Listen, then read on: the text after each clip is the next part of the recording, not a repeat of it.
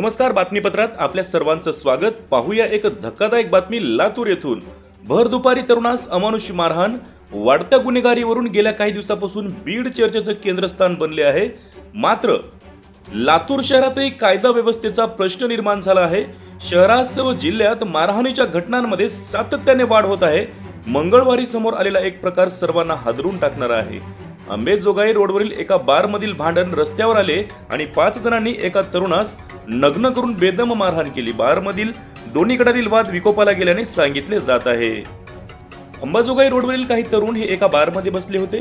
मंगळवारी दुपारी 4च्या दरम्यान त्यांच्यामध्ये वाद सुरू झाला।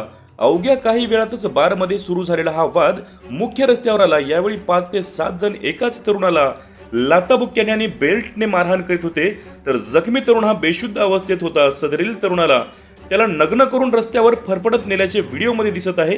हा थरार 20 ते 25 मिनिटे सुरू होता। मात्र ज्या पद्धतीने 5 ते 6 जण मारित होते त्यामुळे कोणी भांडण सोडवण्यासाठी धासले नाही। आरोपी ऋषिकेश संजय सोनटके, बालाजी राजेंद्र जगताप, अजिंक्य निळकंठ मुळे तसेच अक्षय माधवराव कांबळे अशी मारहाण करणाऱ्यांची नावे आहेत।